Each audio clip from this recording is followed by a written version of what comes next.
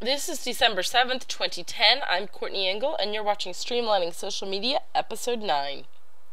In the news today, we have Facebook asking to be your homepage.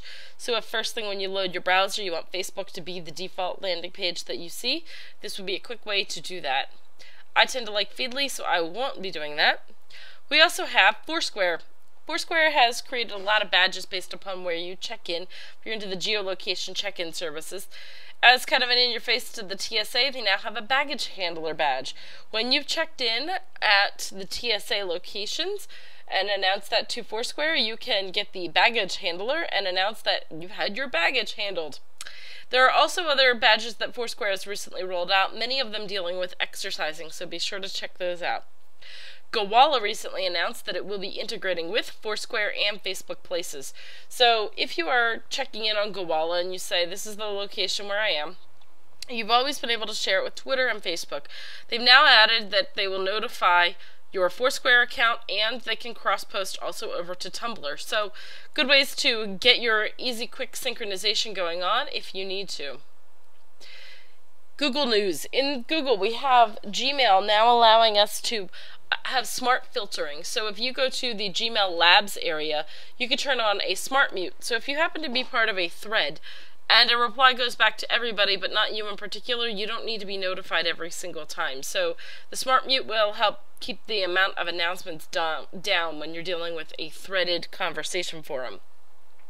Also in the news, Google Earth is getting Street View. Now when you log into Google Earth, you can see that you can navigate around. This is an image of Times Square. So this is the Street View version of Google Earth. Similar to how it shows up in Maps, you can simply click on the right side and the Street View icon will show up, and you can navigate through the streets of various locations. It's not close enough for my area yet, but that's Google Street View. Google Analytics now comes with the ability, or someone has figured out how, to get it to track the social media traffic. There's a great blog post over at seomoz.org blog, and that's giving you the details that you need to see exactly where all of your social networking traffic is coming from. So it will detail down for you what traffic is coming in from Hootsuite versus from StumbleUpon versus Delicious or LinkedIn. There's a lot of great ways to track that information. You can bet I'll be following the instructions for that, but make sure that you track that information because you want to know if your social media efforts are really paying off and if you need to change it up. Also in Google News, we have the Google eBook Store coming out. Google has had a book area for quite some time, and a lot of books that were there were out in the public domain. Now they've come out with the eBook Store, and the eBook Store sells books in formats that can be read on pretty much every electronic mobile device except for the Kindle. So all of the formats that are here are priced in comparison to Kindle prices, and you can download them and read them on the Nook or on a Sony e-reader or as a file on your computer through a web browser. And not to be outdone, Amazon recently announced that they will very shortly be having a way that you could read Kindle books through the web as well. Previously, you could get them on Mac, PC, iPhones, any kind of smartphone device, and iPads as well. So it looks like the match between Google and Amazon will be heating up.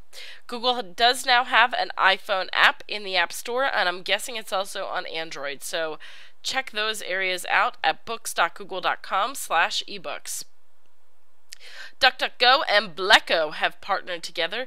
These are two different browsing services. So rather than searching inside of Google, you can go to DuckDuckGo and conduct a search. This is a bit different in its approach. DuckDuckGo is going to give you some more information and not track any of your privacy. They say Google tracks your privacy, and they do not. They also will give you some information about answers and a lot of details like that. So if I were looking at DuckDuckGo and did a search for, let's do a search for Christmas because it's almost that time. Here's the results that you're going to get. You'll notice that in this we see Wikipedia at the top. We don't see anything about the social graph, but we do see some things here like our little favicons are displaying at the side and all of that. I don't get images and all that kind of other information, but I do get details from Wolfram Alpha, which is loved by info geeks across the globe. And the other browser that is out and available is called Bleco. And Bleco is another search engine tool that you can use, and this one is built by using slash tags. So people are categorizing manually the information. So they're saying that certain results should show up in these locations. So if, for instance, I wanted to search for images in Flickr, I'm going to look just at this area that says search for images on Flickr. And I'll click on the /Flickr inside of Bleco's website. And instead of searching Iceland volcano, I might want to search for Christmas. And it would search through all of Flickr's site and give me images related to Christmas from Flickr. So that's kind of an interesting way to go about doing that. Bleco and DuckDuckGo are partnering together now so that some of their unique features can show up across both. Other news, not Google nor search engine related, WordPress. I am a huge fan of WordPress. WordPress now has the Swag Store. If you go to wpswagstore.com, you can get everything from an iPhone case to hoodies and sweatshirts and t-shirts and mugs. And even there you see a zip-up hoodie from the WordPress founder, Matt Malumig himself. So check out the WordPress Swag Store if you need to get some geek gifts. Next up you see the Mac Bundle. Mac Bundle is part of a Black Friday deal. It does involve the macpromo.com website. In this information, you're going to see basically you could get 10 different applications inside of macpromo.com. Everything from creating backup files to voice dictation, and you can protect your spam if you're still using an email system. In any case, check it out. The deal is 10 apps for only $4.99, so you could get a lot of good productivity tools for only $4.99. Another bundle still left out there from Black Friday is only available for 2 more days. $30 to get a lot of themes for WordPress, Tumblr, Photoshop, and Magento. So you see even down to HTML files. There's a lot of great information in here. There's some email ones, and there's also some unique custom icons. So good deal. Go out, get your information from Cyber Bundle. In other news, we have Cookie Monster. Cookie Monster has interviewed to be on SNL. I love the Cookie Monster skit. They actually go into Cookie Monster showing you his demo reel and making use of Sesame Street as his demo location. This has been circulating wildly throughout the web.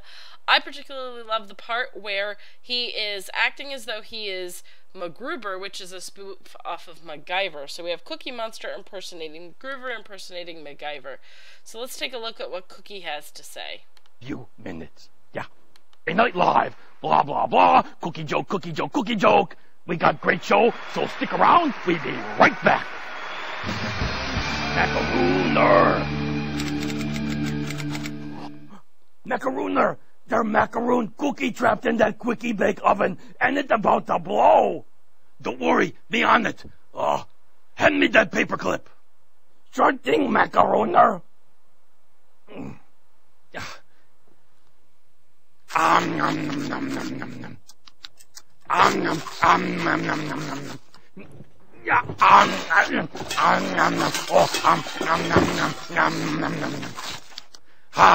Me knew me could defuse the macarooner. Feel free to vote for Cookie Monster to host SNL, similar to Betty White. This is December 7th, 2010, and I'm Courtney Engle. You've just watched Streamlining Social Media.